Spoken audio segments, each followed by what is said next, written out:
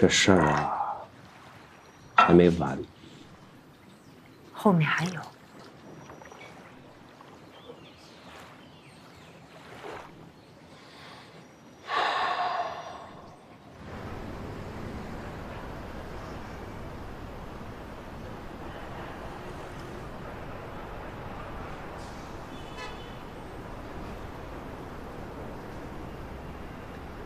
娟，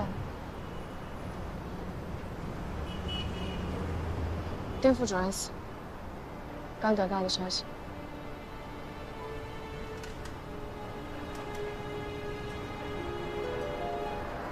唉，看来啊，我这个忘恩负义这个恶名算背上了。您说这事情怎么会那么巧？一件接着一件，一件接着一件，就像电视连续剧似的。是，这个世界啊，就有这么巧的事情。要不怎么说无巧不成书呢？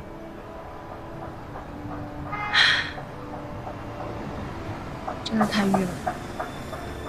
这个案子从头到尾判的真的是好憋屈。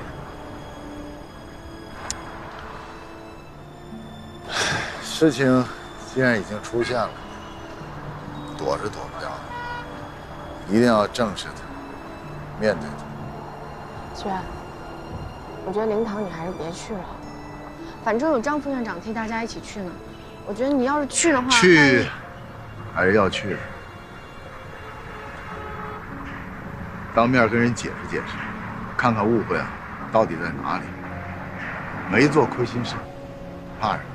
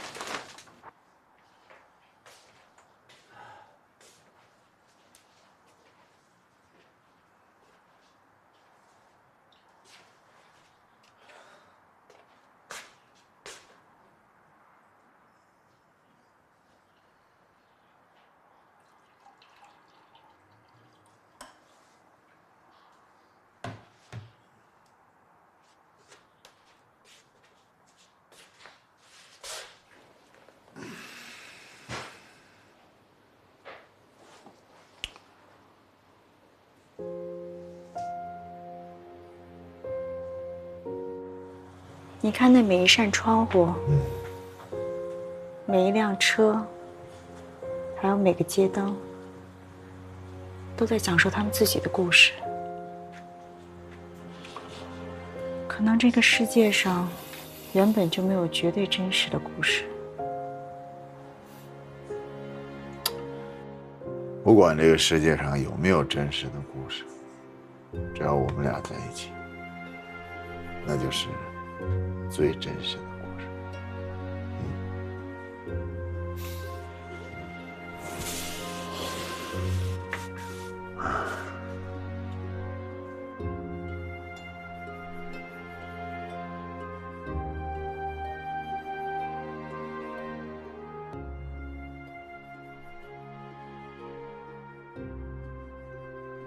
怎么还没睡啊？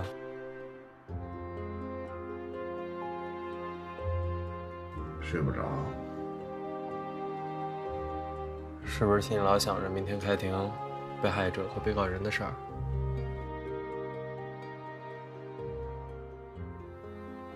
刚才做了个梦，往那解了。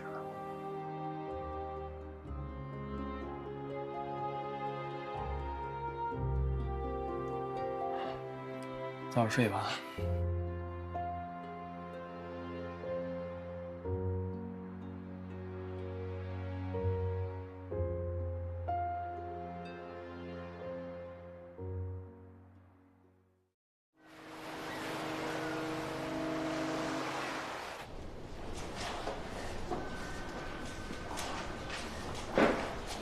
姐啊，我刚才打听了，殡仪馆那边正在布置灵堂，我想等布置好了咱们再去。好，那华娟，就早点送我去，我这就去安排。啊，辛苦了啊！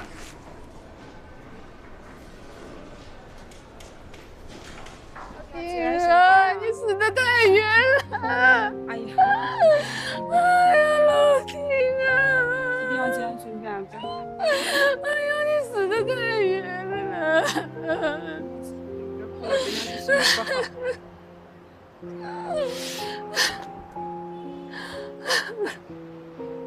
我是中院的张元静，节哀啊！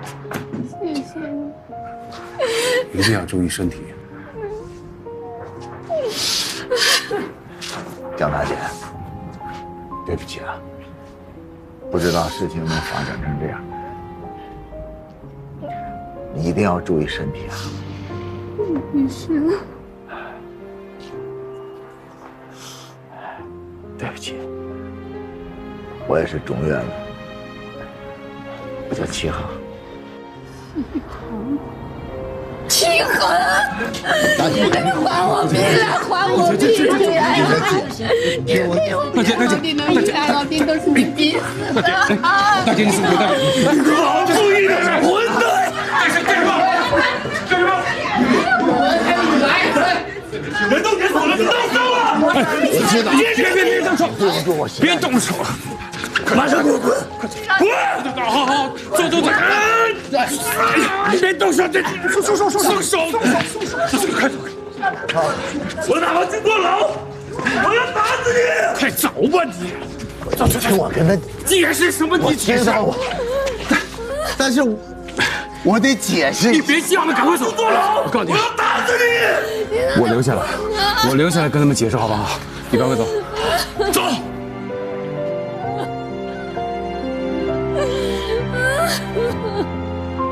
你让他滚啊！大姐啊，跟齐航没有任何关系。我不想见到他。我说他走了，你见不到他，你要注意自己的身体，好不好？啊，这个事儿跟他没有关系，好好照顾你，别太伤心啊。妈妈，哎呀，可以了。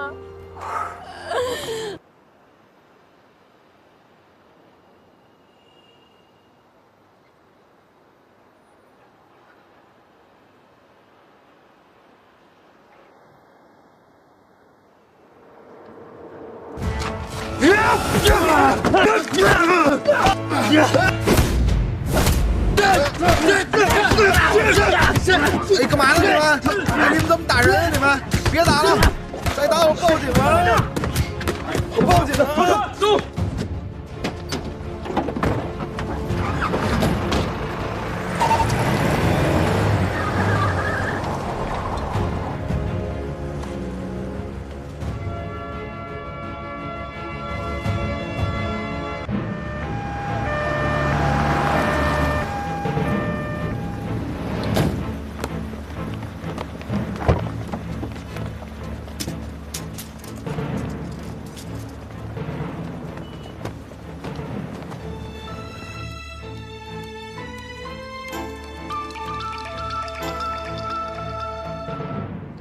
喂，什么？好。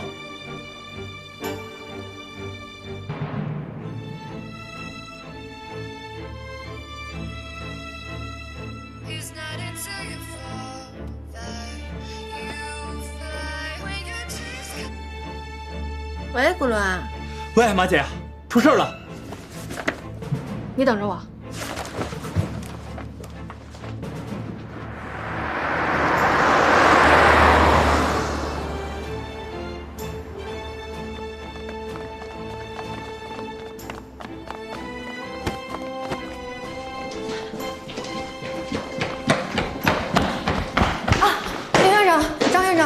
怎么样啊？我要见齐航。你们先别着急，齐院长正在检查啊，你们先坐那儿等一会儿。你怎么不拦着他？你也有责任。是我没劝住他。现在进去多久了？主任，主任，怎么样？怎么样？林院长、张院长，刚才病人的 X 光片我已经看过了，左边2根肋骨骨裂，有没有危险？如果是单纯肋骨骨裂的话，不会出现什么问题，休息一段时间的话便会痊愈。关键是害怕出现内伤和内出血，特别是肝脏和脾脏是否破裂，颅内是否有积血，现在这些还不能确定。所以我们还是要通过腹部的彩超检查、胸部和腰部的 CT， 还有脑部的核磁共振才能显示出来。对了，还要再检查一下软组织和骨骼。要多久？你们先别急，检查的事能着急吗？对，林院说的对，查仔细啊，全面检查。请你们放心，一定要相信我们医生，我们一定会全力以赴的。好，谢谢，谢谢医生啊，谢谢您，谢谢您。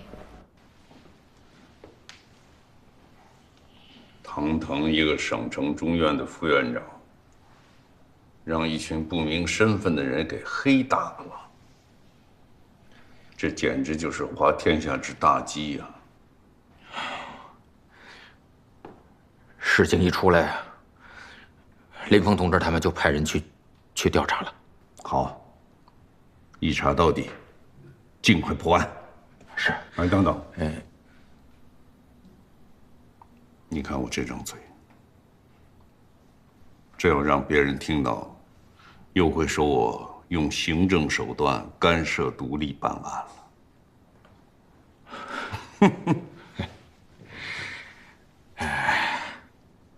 其实齐恒同志他依法办案是没错的，可是这里边也有个岔子。你看，丁建业同志他的女儿丁平服安眠药自杀了，所以老丁呢一着急脑溢血了。其实公安和法院把工作做得细一点，耐心一点，丁平他就不会服药了。可这是公安局的事儿，跟齐恒有什么关系？公安局负责办案的同志替孙子慧想把作证这个事儿就给绕过去了。可是齐恒呢，他坚持要2个受害人出来作证。你看，其实我们前些日子在会上，老丁还力挺过齐恒，给他寄予很大的希望。可是齐恒这么一坚持，你看，老丁出事了，丁家人肯定把所有的怨气都集中在齐恒身上了。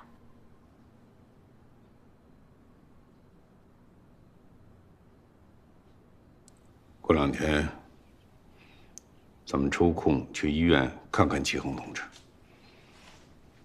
别过2天了，就这2天吧。好。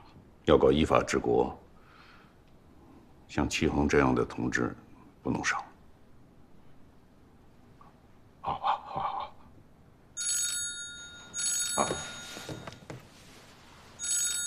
林峰同志，林峰同志，我正在向吴书记汇报呢。那好，请吴书记一块儿听。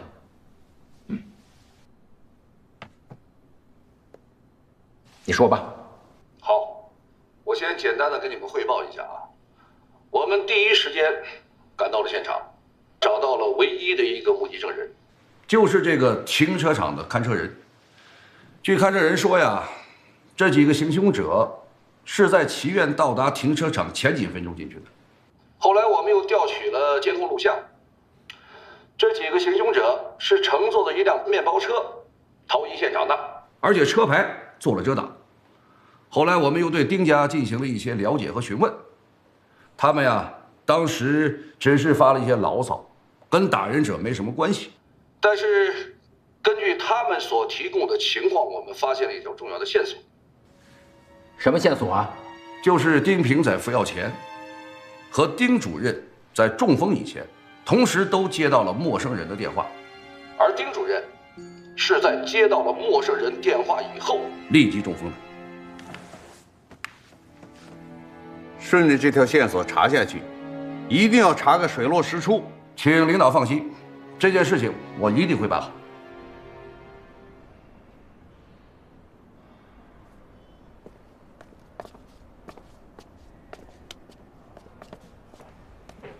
杨院养病还没好，这齐院又……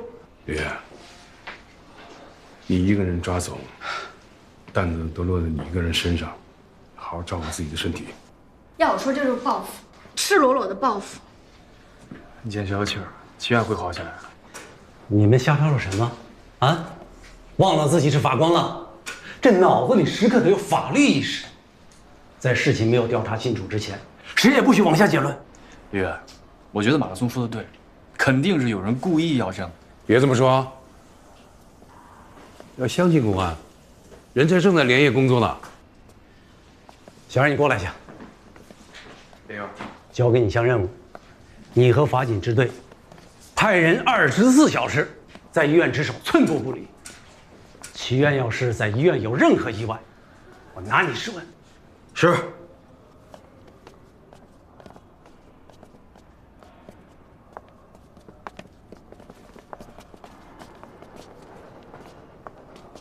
铁峰，齐院，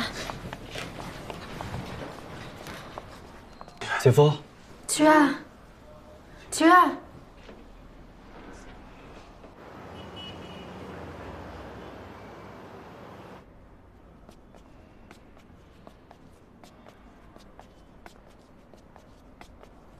你现在所有的动作都要放缓啊，不可以有大动。有任何事情的话，你可以跟我和顾龙说。是啊。你这次可以算是福大命大，虽然说摘了一个脾脏，还好那个手车人看到以后及时叫出来，不然你这条命就没有了。他们才没有想要他的命，要不然就用刀了，哪只用拳头啊？你呀，真聪明，分析的正确啊，以后可以接我班啊。除了手游开发，我什么都不感兴趣。你看看这年轻人，我这么快，又后继无人了。哎呦，行了，你就别说话了，行不行啊？啊，你都这样了，你还在这儿穷乐观呢？哎，可不行，值得。我觉得啊，挨顿打呀，好事儿。什么好事儿啊？啊？什么好事儿？值得什么啊？啊，你挨了一顿打，好多人给你送鲜花，还有水果，还有牛奶，特别值得，是不是？你为什么说这顿打挨得值？为什么呢？因为我给有些人啊敲起了警钟。哎，你比如说丁家，等他好了以后呢，他就不用我们做工作，他自己啊就能去治工了，对吧？就值这一点儿？你个傻小子，这么一点儿，这女娲补天啊，最后那一块石头也是一点儿啊，怎么着？整个天穹啊，他都勾连上了啊！忘了跟你说了，就昨天那个干女儿，她自己到公安局去作证，就在她干爹被双规以后。我能想到，你还记得那银行卡那事儿吗？我早就跟他们说，用正常的渠道就没事儿了，他们非得弄得沸沸扬扬的，不这么做，结果呢，把自己那点不愿意被别人知道的事儿，现在别人怎么都知道。老齐，哎呦，哎，侯队，哎，来，你怎么来了？你坐，这给我。哎呦，可以呀。哎呀，这位壮士，感觉怎么样？感觉还没死啊！哎呀，你怎么来了？让你破费了啊！这破费啥呀？这点玩意儿，这比起某些人住个院收个几十万的红包小意思。苹果，最便宜的买的，放心啊。嘿，哎，小伙儿，你怎么知道我渴了呢？谢谢啊。哎，哥们儿，什么哥们儿？怎么那么没大没小呢你？谁跟你是哥们儿？就小心，有事跟你汇报啊。查了一下，这事儿跟丁家没什么关系。我觉得没什么太大关系，说了只不过是气话。所以这个事儿啊，就是针对你个人的，有组织有预谋，以后当心点儿啊。懂。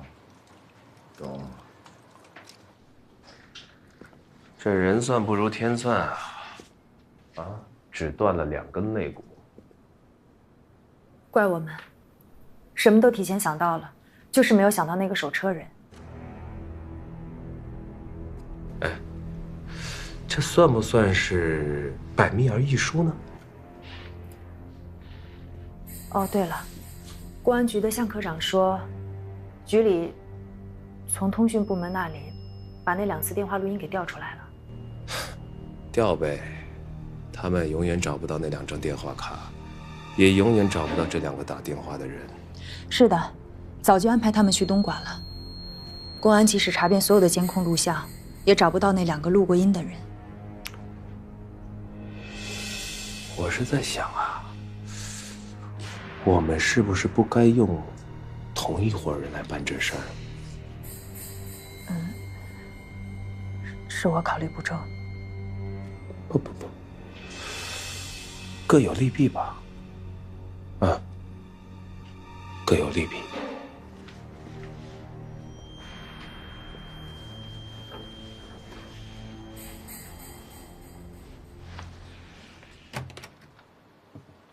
齐院长，林院长打来电话，吴书记过来看你，车子马上到医院了。啊，好。吴书记，他来干嘛？我也不知道，是不是来看你的，来问问你最近的工作情况？拉倒啊！自己待着吧，走了，走了。哎，我也走了，我也走了。你这个待会儿喂给你哥吃啊。你去哪儿啊？神仙打架，凡人撤退。我走了，有事给我打电话。你怎么不走啊？我又不当官，不怕的，就是不忙。不吃了，脾不好。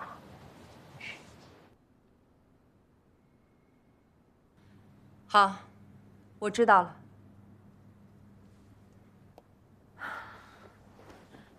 刚刚收到信息，警方已经派人去了理工大学，正在了解事件的情况。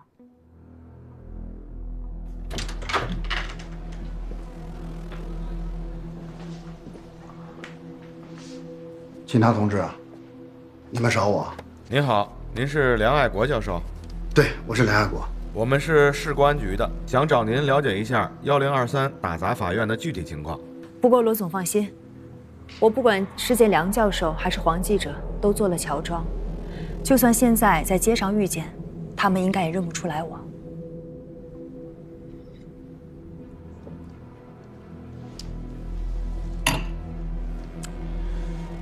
让他们尽管查呗，这倒无所谓。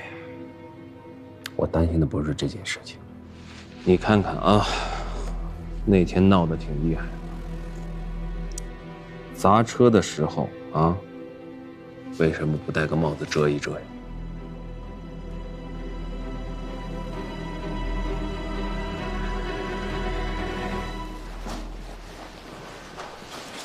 院长，这个案子，回头你盯着点啊。你又更是老同志了，应该没问题。院长好。哎，牛哥，小马都在啊？哎，正好大家都在，我来说一下熊建林的案子。这个案子啊，其实时间并不长，前后还不到3个月，只不过由于意外因素太多，一波三折，让人觉得呀拖得太久了。这次咱们合议庭啊，一定要做好充分的准备，争取一次审结不留尾巴。2位院长请放心，这次啊，他们的准备工作啊，做的还是很充分的，法庭上不会有什么问题了。真要出什么事儿，那也是法庭以外的。审判长还是小马法官吧？是。齐院他认为说这个案子一开始就是由我主审，所以有始有终。好，年轻人多锻炼好。另外啊，院办公会决定，齐恒同志住院期间，仍由张延军同志继续负责刑1、刑2和刑3的业务。今后工作中有什么困难和问题，多向张院长汇报。明白。好。哎，郭伦，你找到那个老牛厅长的微信，我要跟他说说话。找到了，你说吧。哎，手放下，你都受伤了，我帮你按。老牛厅长，这个案子每一个节点啊，时时刻刻你都要跟我说呀，跟我汇报一下啊，我不放心。我在外边给你打气，给你加油，给你助阵啊啊！老牛，怎么样，在医院指挥着法院，体验不错吧？别瞎说，我怎么能指挥法院？现在都是以法庭为中心，都是以法庭的法官为中心，我哪能在外边指挥法院？了解情况，了解情况。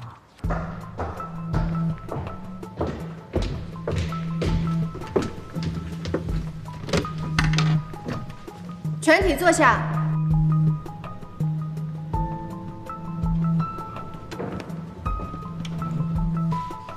传被告人熊建林到庭。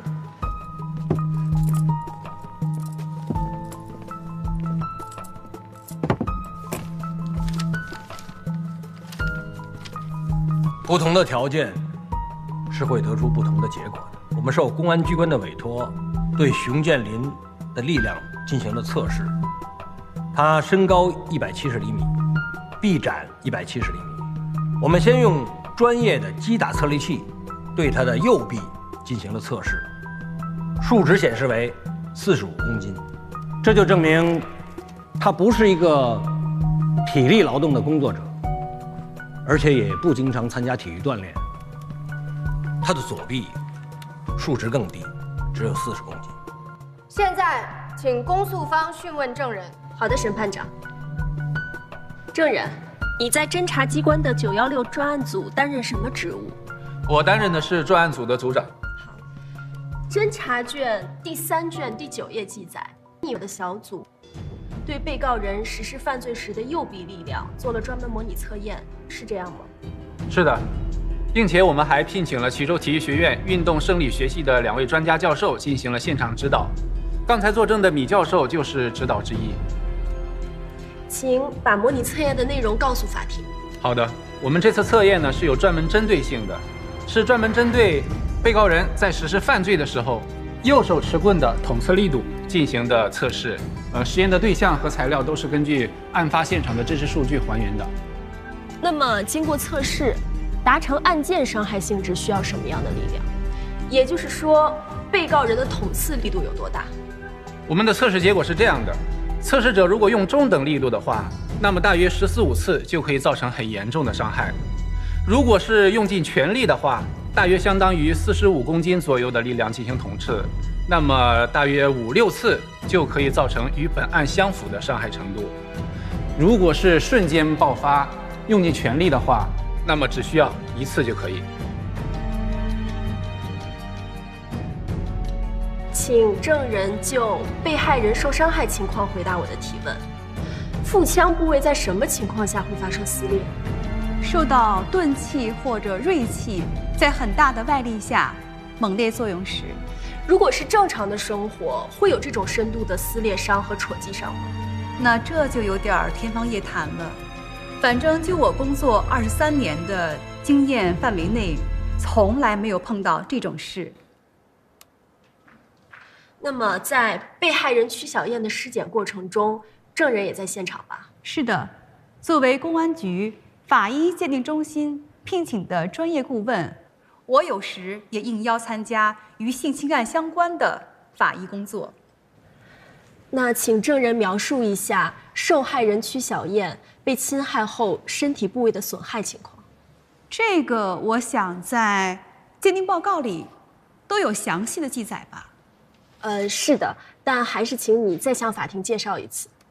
好的，曲小燕的伤情如下：在尸检时发现，受侵害部位的组织有显著的撕裂伤和戳击伤，致命部位及腹腔的表层皮肤组织和内部腹膜组织也完全严重撕裂，腹腔深部的肌肉和神经纤维断裂，特别是后壁1/2处的大动脉几乎全部断裂，导致大出血，引致休克死亡。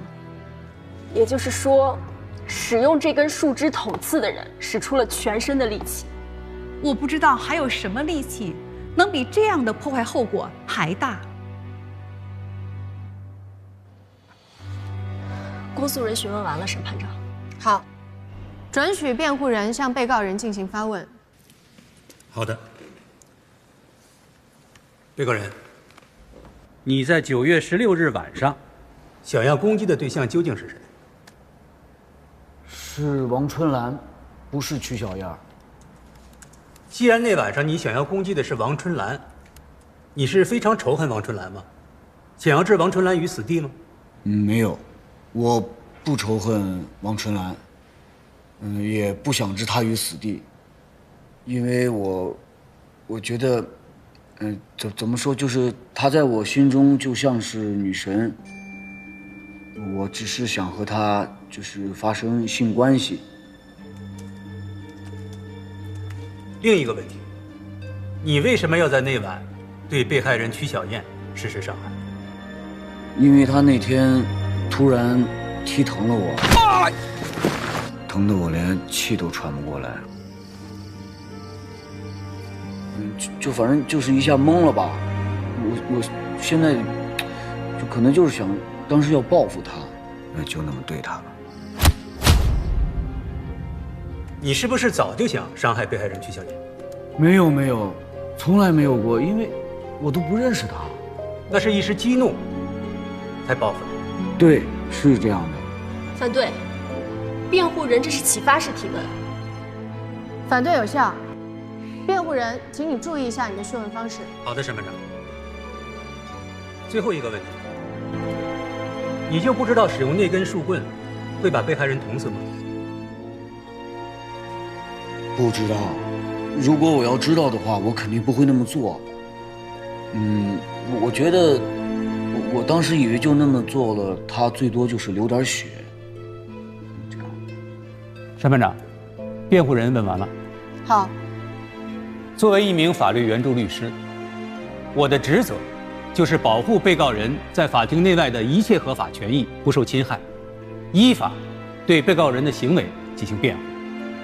众所周知的原因，我市的916杀人案，从案发调查到开庭审理，几经波折，已经越来越成为网络上的热门话题，其影响力甚至波及全国。当时辩护人也认为，被告人的作案手段十分恶劣，简直是十恶不赦的魔鬼。然而，通过对所有材料的阅读，与被告人的交谈，特别是通过庭审中对被告人的讯问，逐渐改变了我对被告人原有的认识。辩护人认为，被告人于9月16日晚所犯下的，除了已经没有争议的强奸未遂罪之外，接下来的罪名不应该是公诉机关提出的故意杀人罪，而应该是故意伤害罪。不知道祈院对案件怎么分析的？这故意伤害罪啊，导致人死亡了，顶天判就判个死刑。他跟故意杀人罪比啊，判死刑率要低得多得多。你知道为什么？这就是啊，这个行为人他犯罪的目的是伤害而不是杀人。那也不能他说什么就是什么呀，最后还是交给法庭来判啊。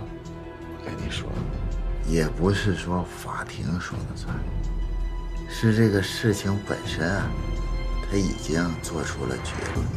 我跟你讲啊，这个故意伤害罪啊，致人死亡，和故意这个杀人罪，它两个的区分是什么呢？主要看这个犯罪人的目的是伤害还是杀人，并且呢，遵循着主客观一致的原则，也就是说，他主观目的是杀人了，他并且要付出行为也是杀人的，这样呢，才能判故意杀人罪。所以法庭在核查的时候，一定要全面的、详细的，认真的去核实这个案件。你比如说，这个被告人和被害人的关系啊，还有这个案件的起因、过程、结果呀，还有这个案件用的工具啊、手段呐、打击人的部位啊、力度啊，还有这个案件的时间呐、地点呐，还有这个行为人他这个案件之前的表现、案件之后的表现，我跟你说，综合评定之后，最后才能下这个决论。行，才能下这个行结论的，所以不容易，这不是说谁说的算的事。第一，刚才所有人都听见，被告人本来的攻击对象是王春兰，所以他没有主观攻击被害人曲小燕的企图，他对被害人曲小燕的攻击只是误伤，不存在故意杀死她的预谋。第二，被告人对本来想要攻击的对象王春兰充满爱慕之心，从来没有过剥夺被害人生命的主观意图。第三，案发当时，被告人在实施犯罪时遭到被害人反击，无法继续，这才有了报复的念头。这个念头是突然而来的，不是蓄谋已久的，而且请注意，这个报复的念头不等于预谋杀死他。第四，由于被告人缺乏生理解剖方面的专业知识，主观认为树枝不至于对被害人构成生命威胁，所以才做出侵害行为。如果他的目的单纯是杀死被害人的话，他可以采用更加简便高效的方法，他自己就带着一把刀。虽然他说这把刀从来没有使用过，只是作为威胁吓唬被害人所用，而这一点也在检查被害人的伤害部位和凶器上的生物检材时得到了证明。综上4条所述，被告人的作案行为完全符合刑法上定义的故意伤害罪，因此，辩护人不认同公诉机关提出的故意杀人罪。好，下面由公诉人发表意见。公诉人不赞同辩护人的辩护观点。第一，从作案心理上分析，被告人在对被害人实施性侵犯时，遭到被害人无意识的强烈反抗，导致强奸未遂，于是立刻心生怨怒，并马上对被害人实施惨无人道的报复。这种报复很难说不存在置被害人于死地的心理，应当属于复仇型杀人。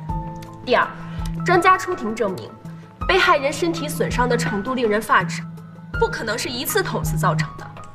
如果说一次还可以认为被告人的目的是伤害被害人，那么多次捅刺的目的只有可能是杀死被害人一条。第三，侦查机关做的专业测力结果也证明，被告人实施不法侵害时使出了全身力气，根本看不到有手下留情的意识。如果只是想伤害一下，为何要下这么重的手？综上所述，被告人的行为完全构成了故意杀人，恳请法庭以故意杀人罪给被告人定罪。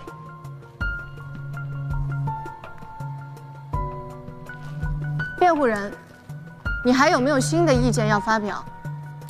暂时没有。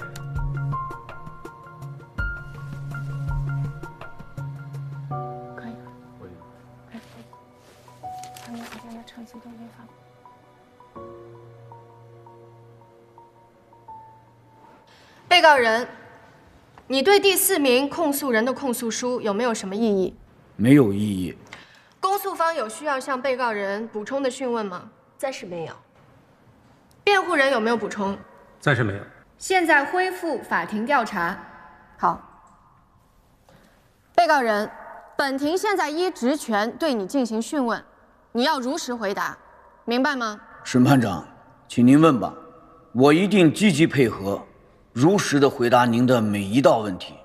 被告人，本庭下面需要讯问的一系列问题，可能你之前已经跟公诉人或者辩护律师回答过了，但是你要依旧如实的回答，听清楚了没有？听清楚了。你曾经向警方供诉，只要被害人给了你钱，你就会将照片删除，这是为什么？因为我不想让这些事情以后被人发现。但是你在杀害被害人曲小燕之后，你还是保留着王春兰的照片，并没有删，这是为什么？她是一个例外，因为我非常喜欢她，我觉得她很漂亮，而且又年轻，皮肤又白，身材又好，在我的心中，她就像是女神，所以我不舍得删她的照片。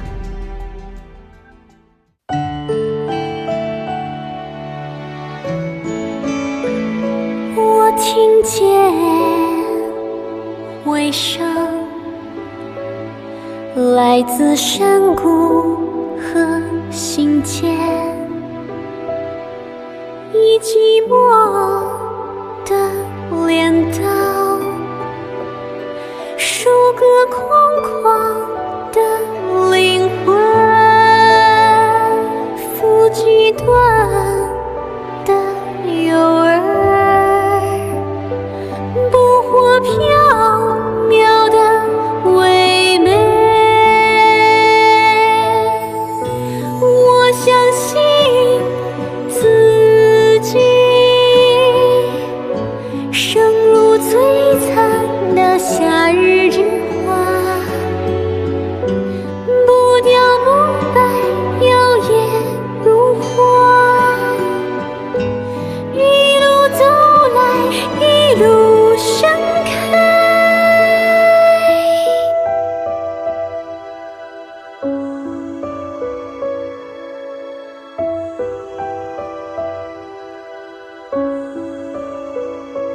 我听见爱情，我相信爱情是一滩